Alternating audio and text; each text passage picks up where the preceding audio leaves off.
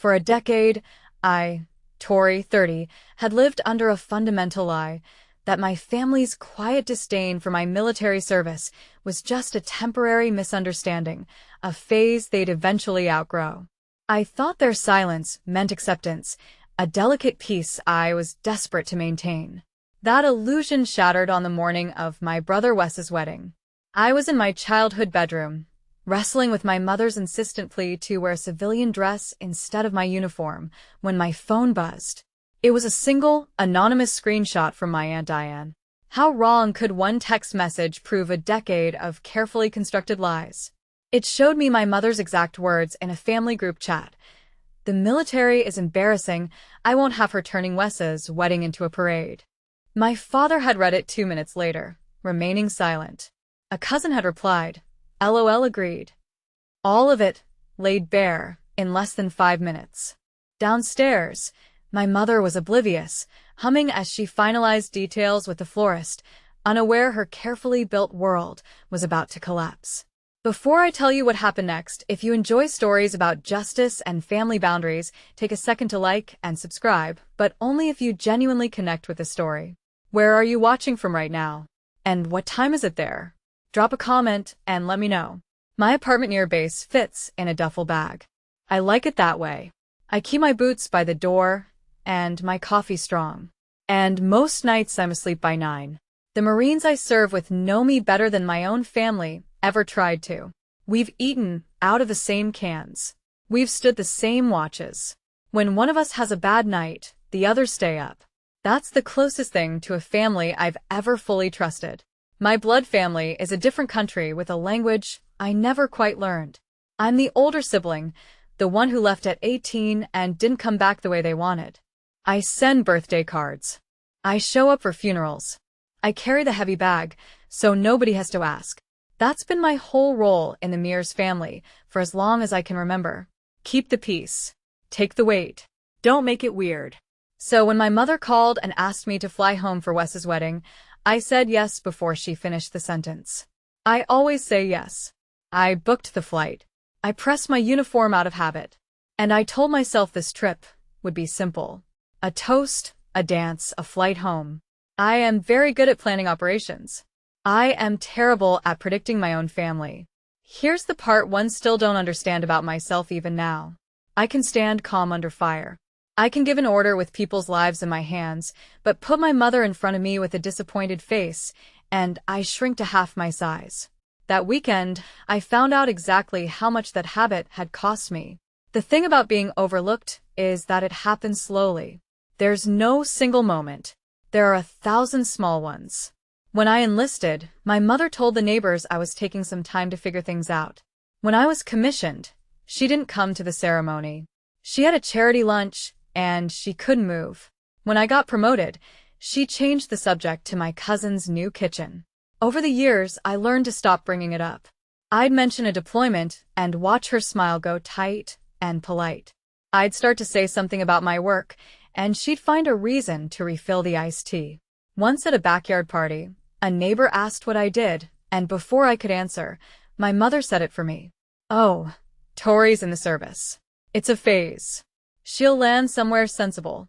The military is embarrassing," she'd say to my father in the kitchen, not knowing the vents carried sound straight up to my old room. I heard that line through the floor when I was 24. I heard it again at 28. By 30, I'd stopped flinching. I just got quieter. I stopped explaining a long time ago. You can't argue someone into respecting you. I'd figured that out the hard way. So, I became the daughter who sent money on Mother's Day and never talked about her job. And everyone in that family seemed perfectly comfortable with the arrangement. Nobody ever asked what I actually did out there. Not once. Not my mother, not my father, not my brother. They had a version of me in their heads. And it was easier for everyone if I matched it. The strange thing is I almost did right up until I couldn't anymore.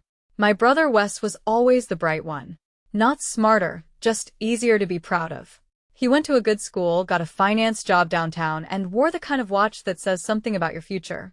My mother lit up around him the way she never did around me. When he called to say he was engaged, she cried for an hour. The good kind of crying. The girl's name was Sloane Whitfield, and the way my mother said the name, you'd think it was a title.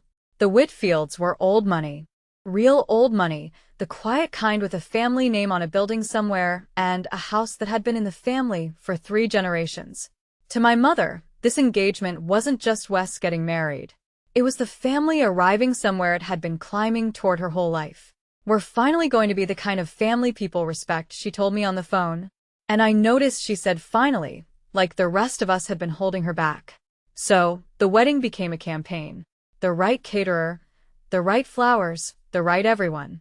I got assigned a small supporting role. Show up, smile. Don't draw attention. I was used to that. What I wasn't used to was Sloane herself. The first time we spoke on the phone, she asked me about my actual life. Not the polite version, the real one. She asked good questions and listened to the answers. And at the end, she said something that surprised me. "I'm so glad Wess has a sister like you," she said. I didn't know what to do with that. Nobody in my own family had said anything close to it in years. I should have wondered right then.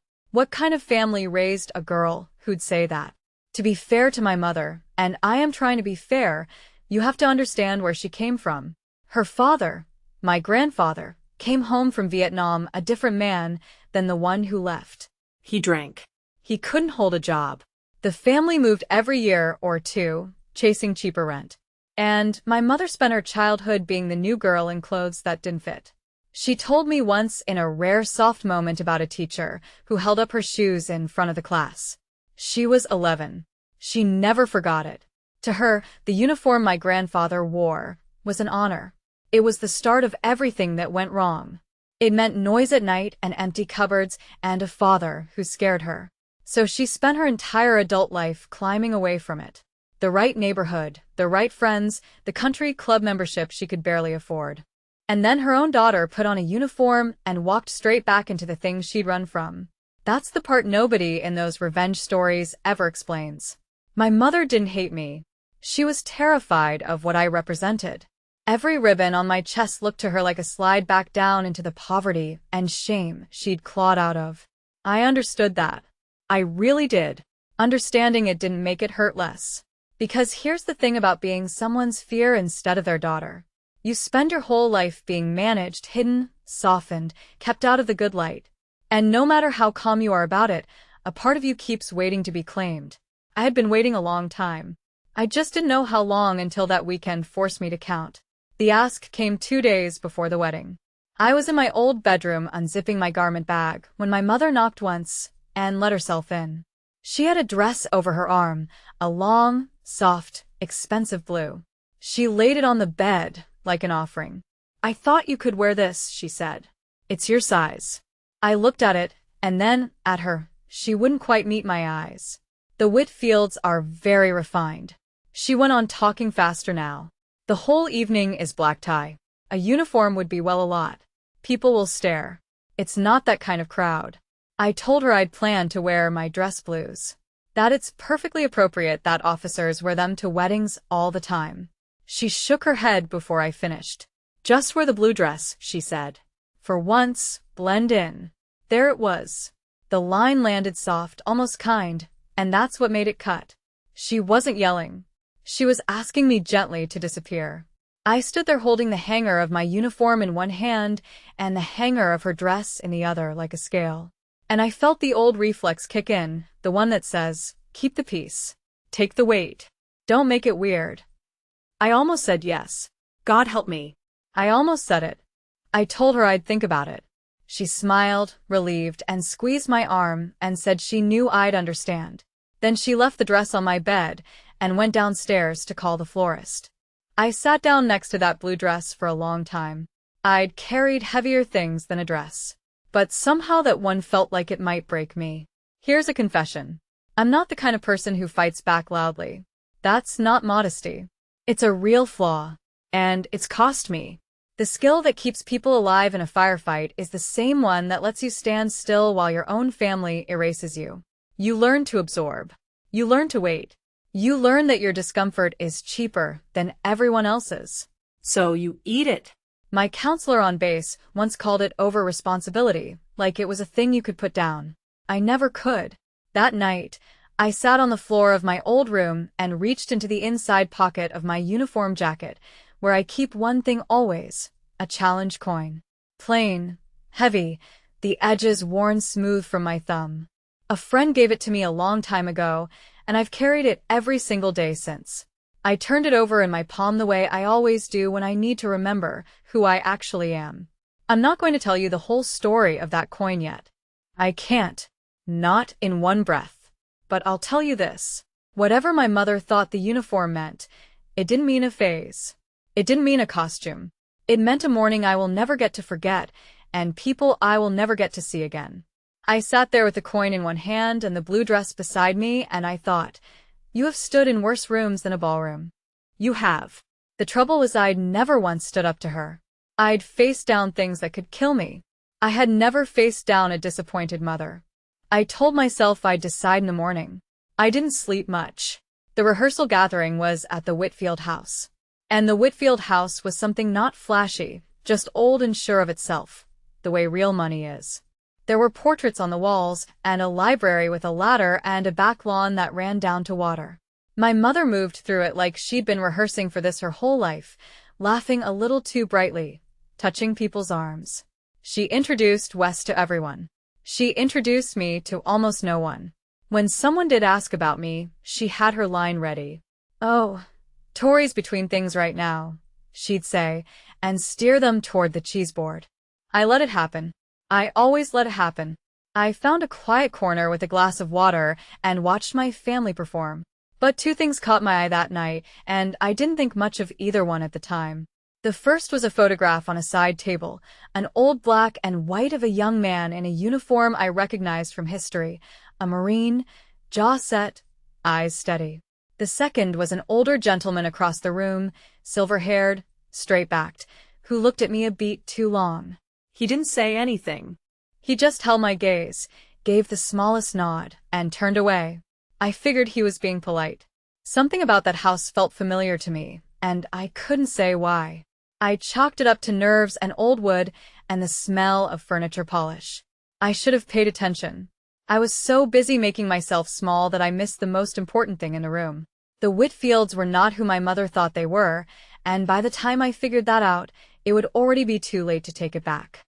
Back in my old room that night, I unzipped the garment bag all the way and looked at the dress blues hanging there in the lamplight, the dark coat, the standing collar, the eagle globe and anchor catching the light on each button. I don't talk about it much, but the first time I was allowed to wear that uniform, my hands shook. Not from fear, from the weight of what it asked of you. There are rules for everything on it. Nothing extra. No fleri's cheese. Every ribbon has to be earned and earned in a specific way, and you wear them in a specific order, and there is no faking any of it. That's what I love about it, honestly.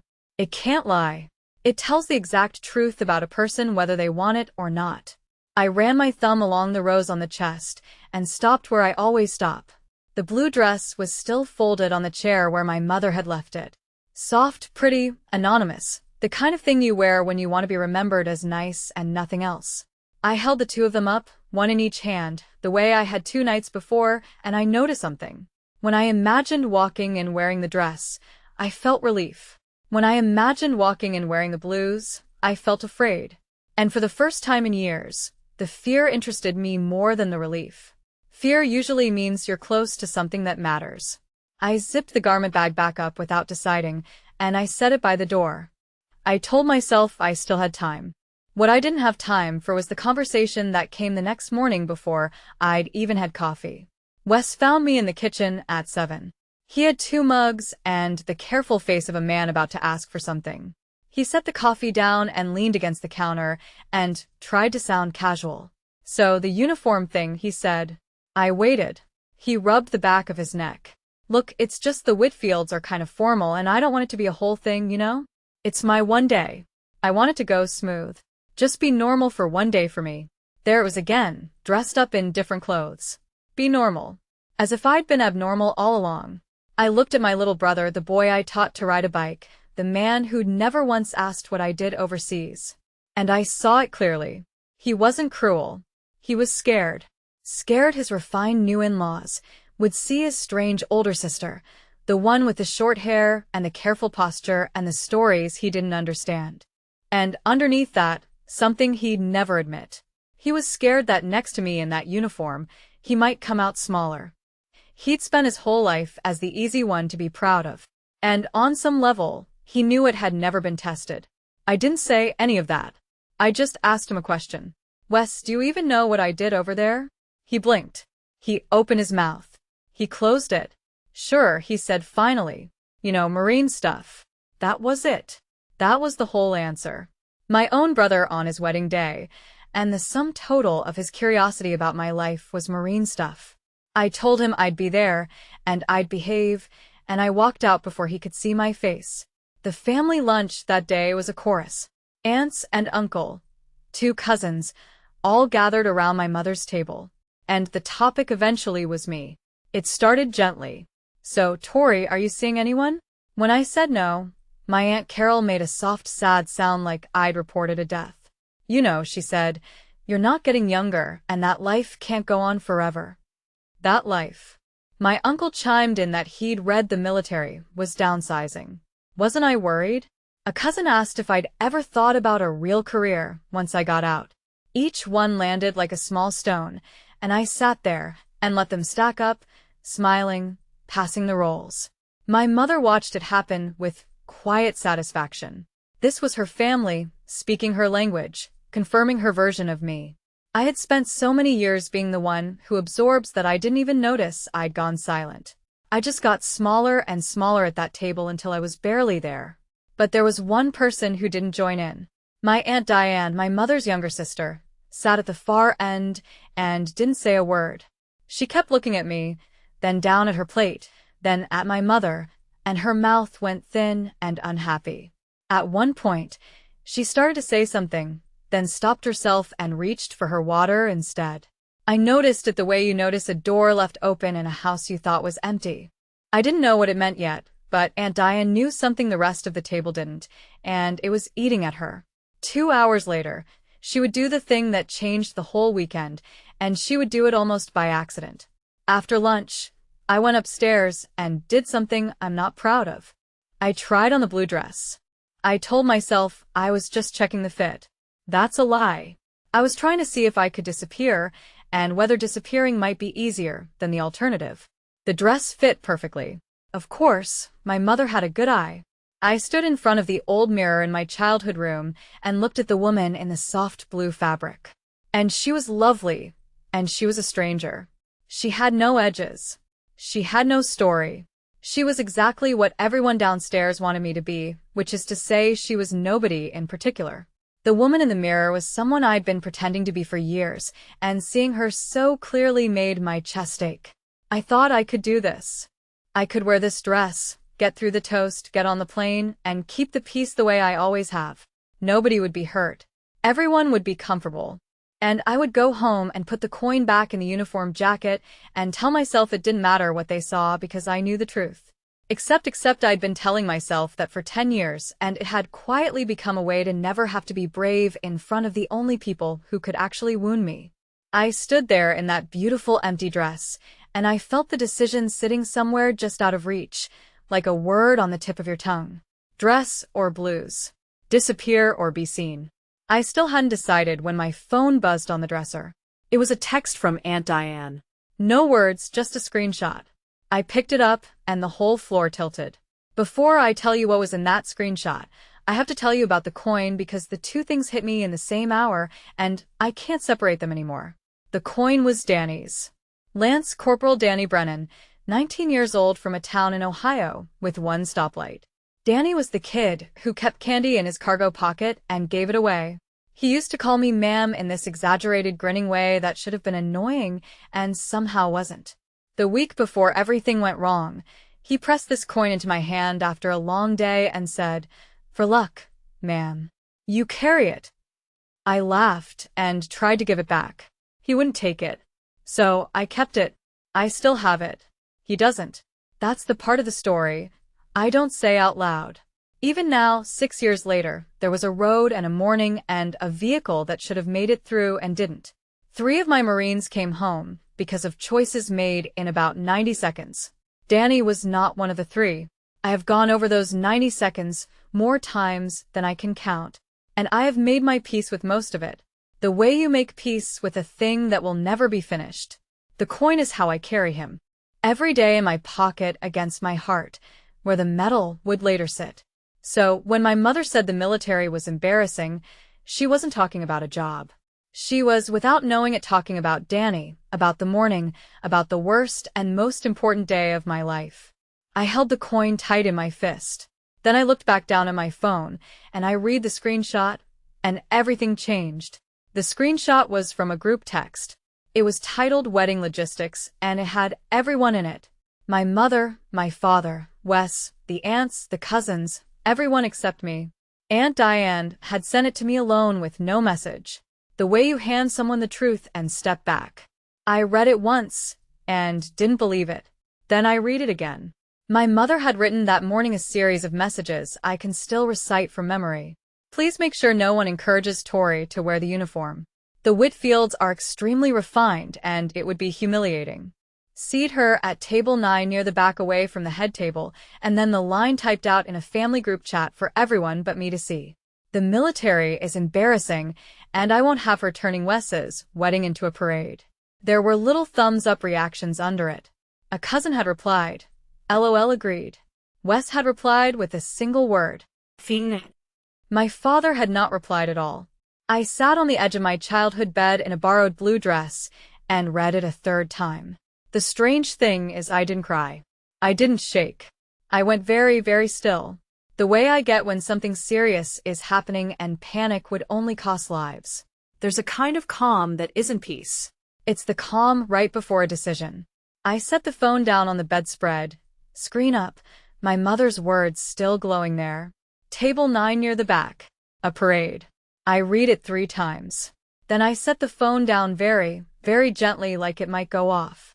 And I sat there in the quiet and let myself understand finally exactly what my place in this family had always been. I want to be honest about what I felt because it wasn't rage. People expect rage. Rage would have been easier. What I felt was clarity, cold, and clean. Like stepping outside into winter air. For 10 years, I'd told myself a story. The story was that my family didn't understand me, but that underneath it all, they loved me. And the hiding was just my mother's way. And someday they'd come around. That story died on that bedspread. They understood me fine. They'd decided. I picked the phone back up and read the chat one more time, slower, and that's when I saw it. The timestamps. My mother sent the message at 11:40. My father's phone, the chat showed, had read it at 11:42. He saw it. He read the words, "The military is embarrassing." 2 minutes after she typed them on the morning of his son's wedding about his daughter, and he said nothing, not a single word. The silence was its own message, and I'd been receiving it my whole life without ever reading it correctly. My father wasn't the quiet, good man caught in the middle that I'd cast him as. He was a man who watched me get erased year after year and chose comfort over me every single time. That hurt worse than my mother's line somehow. Her cruelty at least cost her something. A fear she was running from. His cost him nothing. He just had to stay quiet. And he was so good at that. I stood up. I took off the blue dress. I hung it back on the chair, smoothed it flat, almost tenderly, like saying goodbye to a version of myself. I wasn't angry. I was done disappearing. The only question left was how. That afternoon, I went over to the venue early, because I needed air and a task. The reception was being held in the ballroom of a historic club the Whitfields had used for generations. I walked the room while the staff sets just to ground myself the way I'd walk a position before anything happened, and I started noticing things. There was a small brass plaque by the entrance I'd missed before, dedicating a scholarship fund in someone's memory. There was a display case in the hall with old photographs, and more than one of them showed men in uniform. Then Sloane found me, lovely and a little frazzled in her rehearsal clothes, and we walked a slow lap together. She pointed at one of the photographs without slowing down. "That's my grandfather," she said, warm and easy. "He served. He's the reason this whole family is the way it is." She said it like it was the most natural thing in the world, like everyone knew. And then she got pulled away by a question about chairs. I stood in front of that photograph for a second. An old man, young in the picture, a uniform I knew in my bones. The reason this whole family is the way it is. Something turned over in the back of my mind, quiet and slow. But I was too full of my own decision to chase it. I filed it away. I keep doing that in this story, don't I? Noticing the most important thing and walking right past it. In my defense, I had a lot on my mind. I had spent the afternoon deciding to stop hiding from my family. I had no idea that the family I was marrying my brother into had spent generations learning to honor exactly what mine was ashamed of. The night before the wedding, I made my choice. I laid the dress blues out on the bed flat and square, and I went over every inch. I want you to understand this wasn't about revenge. I wasn't planning to ruin anyone's day. I wasn't going to give a speech or cause a scene or say a single word about that group chat. I was simply going to stop helping them hide me. There's a difference, and it matters. My mother had asked me to disappear for everyone's comfort. I'd done that for a decade. I was just finally going to show up as myself. I pinned the medals carefully in their order, each one a date and a name, and when I came to one of them, my fingers slowed and then stopped, and I had to set it down and pick it back up twice before I got it pinned straight. My hands were not steady. They are steady under almost anything. They were not steady. Then I sat with the uniform a long time. Now, let me say something to you directly, because I think some of you know exactly where I was sitting. I almost wore that blue dress. I almost made myself smaller again, because it was the path that hurt the fewest people. And I'm the kind of person who counts that. If you have ever been asked to hide the best part of yourself just to keep the peace at a family table, then you know precisely how heavy that hanger felt in my hand. Stay with me, because what happened when I finally stopped shrinking is the reason I'm telling this at all. Comment the word scene if you've been there too, and subscribe, because the rest of this you'll want to watch all the way through. The day of the wedding, I arrived at the venue before most of the guests with my garment bag over my shoulder. And I made one decision that I think tells you everything about how I wanted to handle this. I didn't wear the uniform to the ceremony. I changed into simple clothes and I slipped into a back pew because the ceremony was Wess and Sloane's, not mine, and I would not pull a single eye away from them on their day. That was my line. Whatever I felt about my family, my brother deserved his vows in peace. So, I sat in the back and watched my baby brother get married. And here's the part that surprised me. I cried. Real tears, the good kind. He looked terrified and happy. And Sloane looked at him like he was the answer to a question. And for a few minutes, none of the other stuff mattered. I'm not made of stone. I love him. Even now, even after the group chat, that's the cruel arithmetic of family. You can know exactly how little someone has fought for you and still love them with your whole chest. I let myself have that. The ceremony ended. The guests drifted toward the ballroom for the reception 200 yards across a manicured lawn, and the staff opened the great doors, and the string quartet started up, and the room filled with a soft clink of glasses. 150 people, the Whitfields' whole world, and my family scattered among them, my mother already working the room. I waited until the room was full and warm and loud.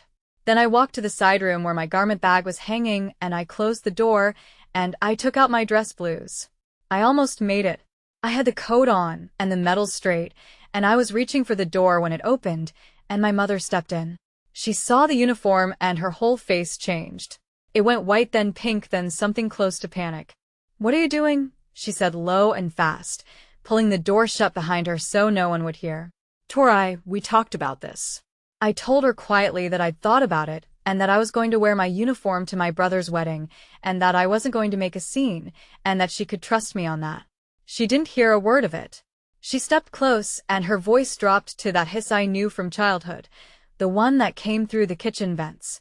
"The military is embarrassing," she said. And there it was again, the line. Naked this time, no softening. Just wear the blue dress. For once in your life, blend in. "These are not our kind of people," she said. "And you do not get to turn Wess's wedding into a parade." Her hands were actually trembling. And I saw under the cruelty the scared 11-year-old in the shoes the teacher held up. I did. I felt for her. And I still said, "No." "Don't you dare embarrass us in there," she whispered, and her eyes were wet, and I understood she meant it as a plea and a threat at once. I looked at my mother, and I said the only thing I had left. "Mom," I said. "I'm not the embarrassing one." And then I reached past her, and I opened the door, and I walked out into the light and the music before either of us could take a single word of it back. Now, I need you to picture the geometry of this because it matters. The ballroom was enormous, with a high ceiling and tall windows and that golden late afternoon light. The head table was at the far end. The dance floor sat in the middle, and the guests were standing in clusters with their drinks, the way people do before they call to sit. I came in from a side door near the back, which meant that to reach my assigned seat, table 9 near the back, exactly where my mother had ordered, I only had to slip along the wall. I didn't have to cross the room. I didn't have to be seen. I could have made myself small even now in the uniform, just by hugging the edge. And for a second I did. Old habits. I started along the wall toward the back toward my place. The place chosen for me. I want to be clear that I wasn't trying to be noticed. I'd promised myself and my brother that I wouldn't make a scene, and I meant it. I was just going to take my seat at table 9 and be quietly, completely myself, and let that be enough. I had no plan beyond that. No speech, no moment, just a uniform and a seat near the back and a coin in my pocket. I had taken maybe 10 steps along that wall when I felt the air in the room change. You learn to feel that a shift in attention. The way a crowd's noise drops a half step when something is happening. I didn't know what it was yet. I kept walking, eyes forward toward table 9, and across the room near the het. An old man with silver hair and a straight back set down his glass and got slowly to his feet.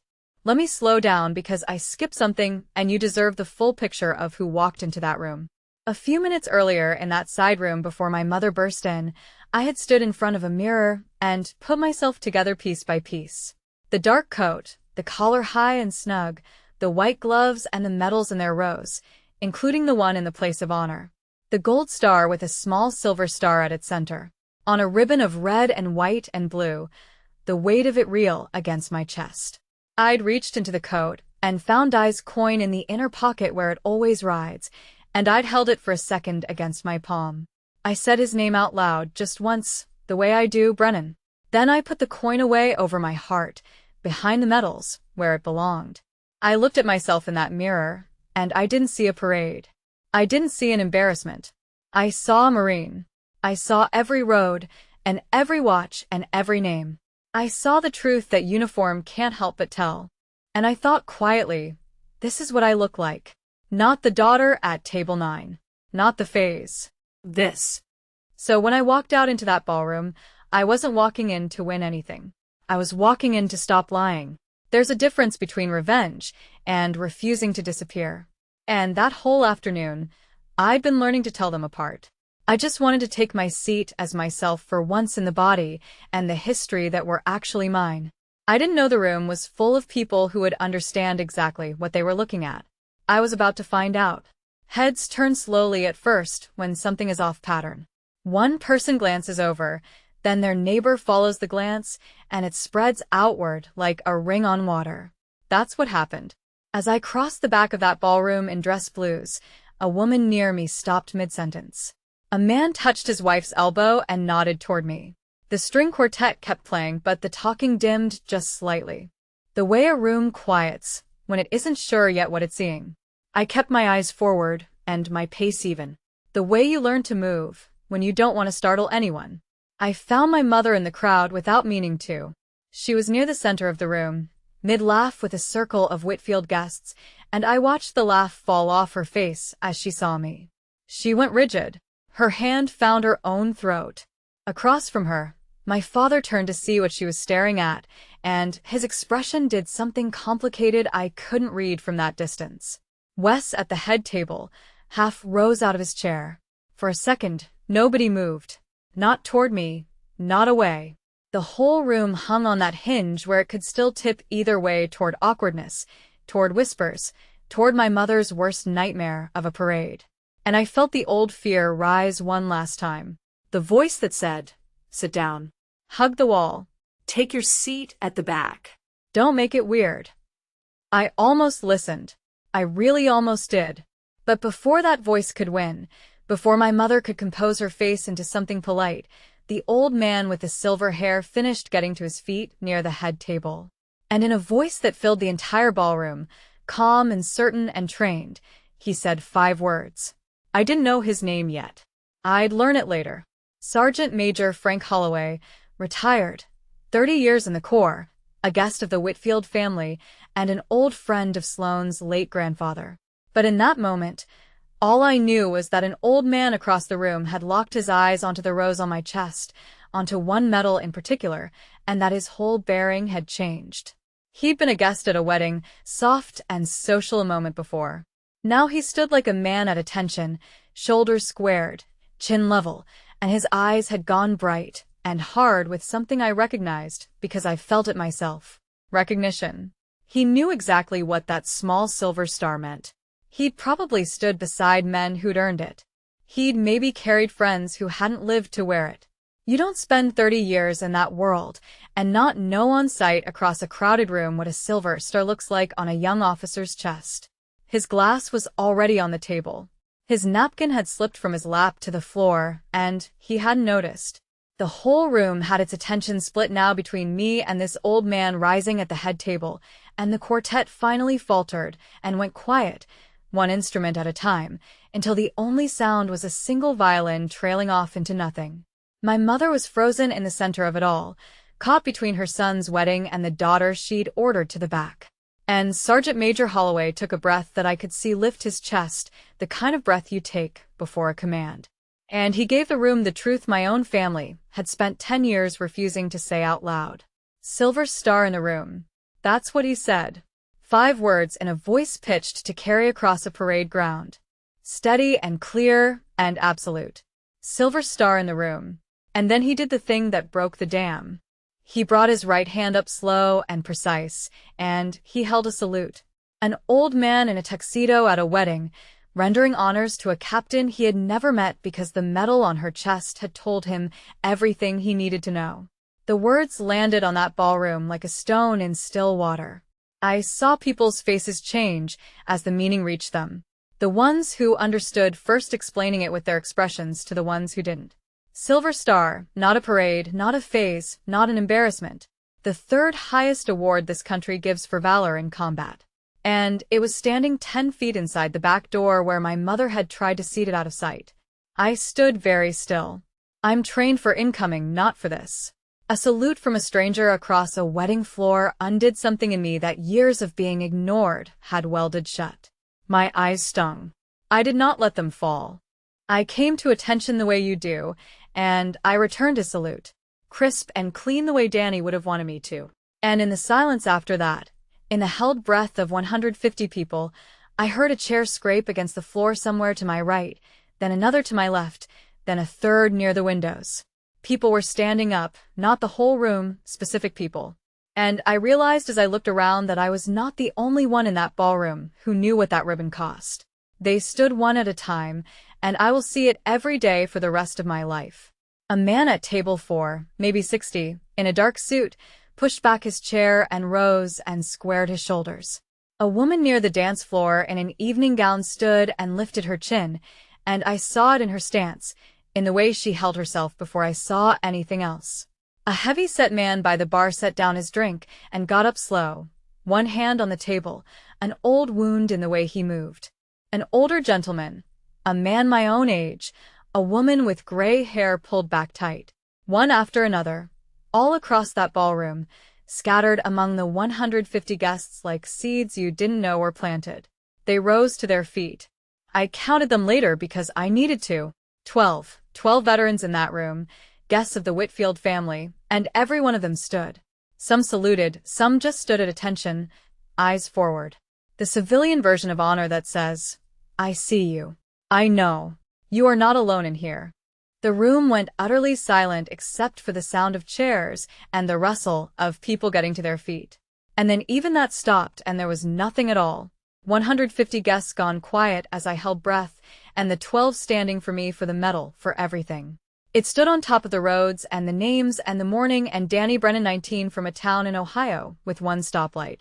I stood in the center of that silence in my dress blues with my hand at my brow, and I let them honor what my family had spent a decade trying to bury. And somewhere to my left, in the frozen heart of that beautiful room, I heard my mother make a small sound, a kind of broken inhale, as the full weight of what she had ordered hidden finally landed on her in front of everyone she had spent her life trying to impress. It was Gerald Whitfield who finally moved. Sloane's father, the patriarch of the family my mother had been performing for all weekend, the refined people who were not supposedly our kind. He crossed the floor toward me through that silence, and he was not appalled, and he was not embarrassed. His eyes were wet. He stopped in front of me, and he did something I never expected. He took my gloved hand in both of his, and he held it. "Captain Myers," he said loud enough for the room, "we are honored to have you here." And then he turned, still holding my hand, and he told the room the thing I had been walking past all weekend. "My father," he said, meaning Sloane's grandfather, the man in the black and white photograph, served 2 tours in the Corps. He came home, and he built this family on one rule, that we never ever forget what people like the captain pay so the rest of us can stand around in a room like this. He nodded toward the brass plaque by the door, the scholarship, the foundation in the old man's name. Half the people standing in that room, the 12 and more, were there because the Whitfields had spent 3 generations gathering veterans close and honoring them out loud. The very family my mother had been so desperate to impress, the people she'd called refined, the ones she insisted would be humiliated by a uniform, were the people on this earth most likely to understand exactly what I was. She had read the room perfectly backward. She had hidden the one thing this family would have stood and saluted. And as Gerald Whitfield spoke, I watched my mother's whole strategy come apart in real time in front of the audience she'd built it for. Every word from his mouth, another brick falling out of the wall she'd spent her life building. I almost felt sorry for her. Almost. Then she opened her mouth, and whatever sympathy I had drained right out of me. My mother found her voice, and she used it the way she always had to reframe. She came toward me through the crowd with both hands out and her face arranged into pride, and she said it loud for everyone. "We are so proud of her. We've always been so proud of our Tori." She reached for my arm like she'd reached for a prize, claiming me now in front of the Whitfields now that the room had decided I was worth claiming. A few people who didn't know better smiled, relieved, ready to believe in a nice family moment. But it was too high and too fast. The voice of someone improvising over a collapse. And when she saw in my face that I wasn't going to play along, that I wasn't going to smile and let her rewrite 10 years in 10 seconds, her composure cracked. The pride curdled into something else. "Don't do this," she whispered. "Just for me now. Don't you embarrass me in front of these people." There it was. Even here, even now, surrounded by people on their feet for me, her fear was still that I might embarrass her. I didn't raise my voice. I want you to know that the whole room was watching, and I felt for the first time in my life completely calm in front of my mother. "You spent the weekend afraid I'd embarrass you," I said quietly. And the quiet carried further than any shout. "You sat me at the back.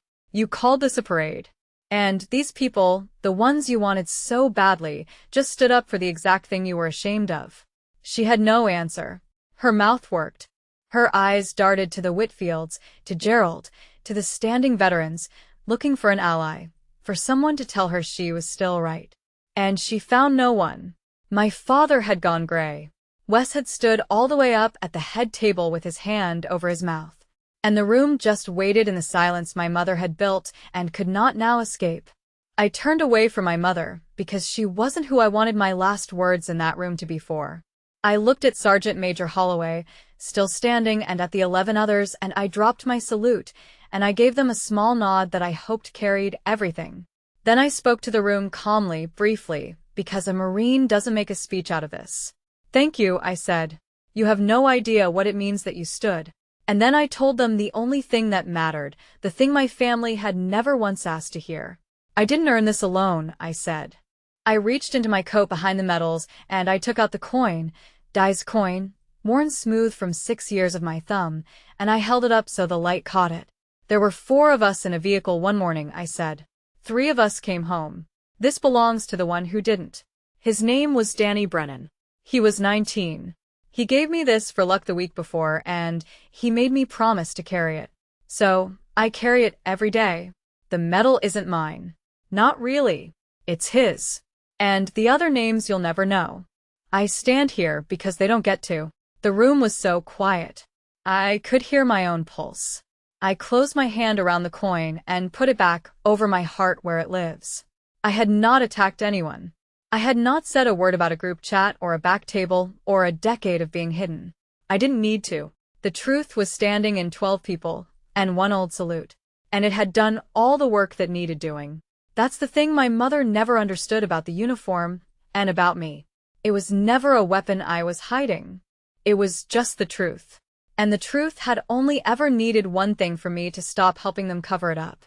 People sat back down slowly, the way a tide goes out, and the music started again, soft, and the wedding remembered it was a wedding. But before the room could fully fold back into itself, Wess came down off the Ds.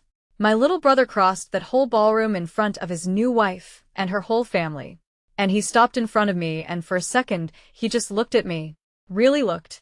The way you look at someone you're seeing for the first time, even though you've known them your whole life. I didn't know, he said, and his voice broke on it. I never asked Tori. I never even asked. He wasn't performing. There was nothing in it for him to perform. The Whitfields already loved him. He'd already won the day.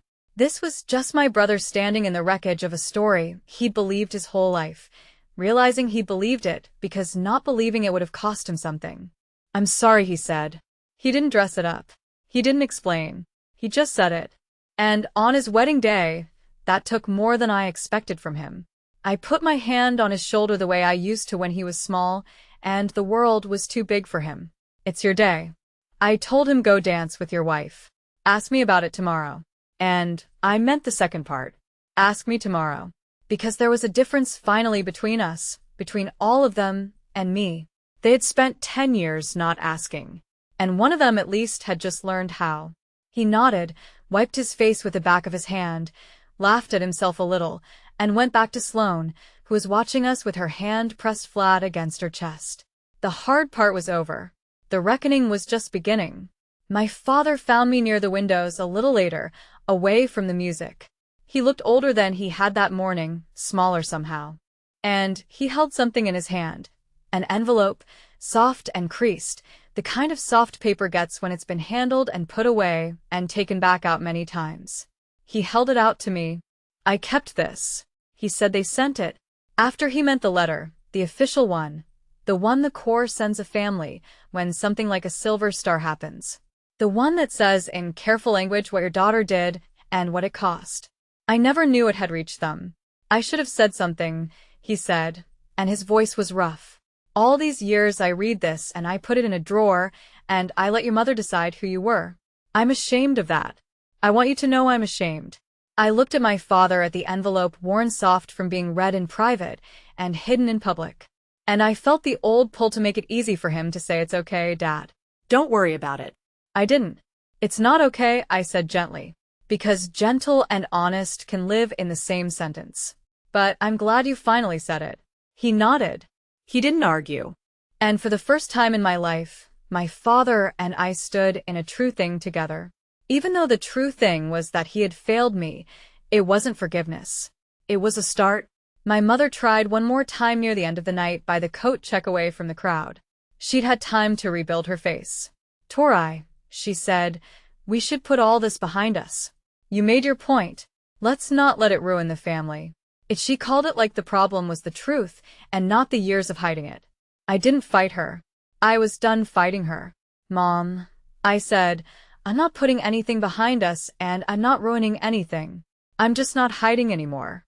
If you want me in your life, I'll be there in my uniform with my name and my history the same as everyone else, but I won't sit at the back of it again. That's the boundary. Take it or don't. She didn't answer, which was its own answer. As for the rest, the fallout came quietly, the way real consequences do. Gerald Whitfield asked me to speak at his foundation's dinner that fall, and I said yes. Sloane started calling me on Sundays just to talk, and meant it. The cousins who'd stacked their little stones at lunch got very interested suddenly in my career. And my mother's careful social standing with the Whitfields, the things she'd schemed the whole weekend to protect, never quite recovered. The room had seen. You can't unsee a thing like that. Here is the only lesson I took from that whole strange weekend, and I'll give it to you in one breath.